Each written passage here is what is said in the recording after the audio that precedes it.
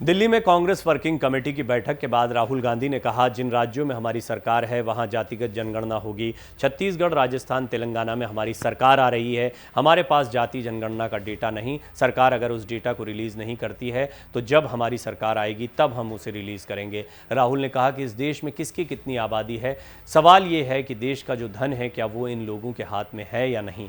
देश के संस्थानों में आदिवासी, ओबीसी, दलित कितने हैं, यही सवाल है। हिंदुस्तान के संस्थानों में कितने हैं, यही हम पूछ रहे हैं। प्रधानमंत्री कह रहे हैं कि आप देश को तोड़ना चाहते हैं, इस पर आप क्या कहेंगे। इससे पहले मीटिंग में सोनिया गांधी, पार्टी अध्यक्ष मल्लिकार्जुन खड़गे समेत कई नेता मौजूद रहे। मीटिंग के दौरान खड़गे ने कहा, कल्याणकारी योजनाओं में सही हिस्सेदारी के लिए समाज के कमजोर वर्गों की स्थिति पर सामाजिक आर्थिक डेटा होना जरूरी है। कांग्रेस लगातार देशव्यापी जातीय जनगणना की मांग उठा रही है, लेकिन इस मुद्दे पर बीजेपी चुप है। अब आपको सीडब्ल्यूसी बैठक के बाद कांग्रेस के प्रस्ताव की बड़ी बातें बताते हैं। सिक्किम आपदा के लिए सरकार जरूरी सहायता देने की मांग की गई है सरकार से। हिमाचल में सितंबर में आई त्रासदी को राष्ट्रीय आपदा घोषित करने की अपील की गई है। बिहार जातिगत जनगणना की तरह ही देश में जातिगत जनगणना कराई जाए, ये बात कही गई है। महिला आरक्षण बिल जल्द से जल्द लागू करने की मांग हुई है। केंद्र में कांग्रेस सरकार बनने पर जाति जनगणना होगी, जनसंख्या के आधार पर आरक्षण दिया जाएगा।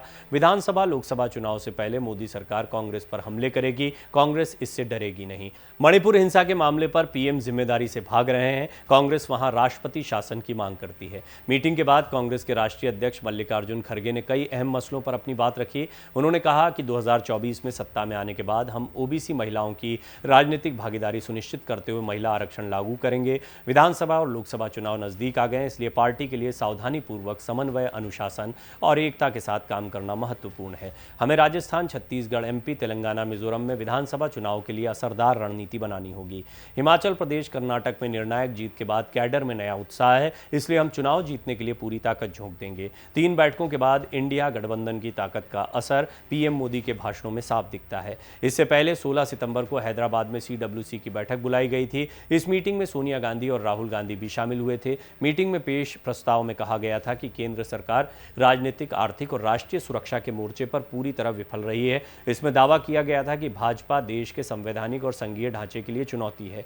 इस बैठक से पहले कांग्रेस अध्यक्ष मल्लिकार्जुन खड़गे ने कहा था कि मोदी सरकार महंगाई को रोकने, बेरोजगारी, मणिपुर हिंसा और असमानता के मुद्दे पर पूरी तरह फेल रही है। खड़गे ने यह भी कहा कि जिस तरह से इंडियन नेशनल इंक्लूसिव अलायंस को कामयाबी मिल रही है, भाजपा सरकार विपक्षी दलों पर कार्रवाई करने में लगी हुई है। कांग्रेस अध्यक्ष मल्लिकार्जुन खड़गे ने 20 अगस्त को कांग्रेस वर्किंग कमेटी का ऐलान किया था। 39 मेंबर्स की इस कमेटी में सोनिया गांधी, राहुल, प्रियंका शामिल हैं। वहीं पूर्व प्रधानमंत्री मनमोहन सिंह को भी कमेटी में बरकरार रखा गया है। सीडब्ल्यूसी में मध्य प्रदेश से दिग्विजय सिंह और कमलेश्वर पटेल, छत्तीसगढ़ से ताम्रध्वज साहू और राजस्थान से सचिन पायलट को जगह मिली है। तीनों राज्यों में इसी साल के आखिर में चुनाव होने हैं। खड़गे ने अपने खिलाफ चुनाव लड़ने वाले शशि थरूर को भी वर्किंग कमेटी में शामिल किया है। सीडब्ल्यूसी में कुल 84 नाम हैं। इनमें सीडब्ल्यूसी मेंबर, स्थायी आमंत्रित, महासचिव, विशेष आमंत्रित और प्रभारियों के नाम हैं।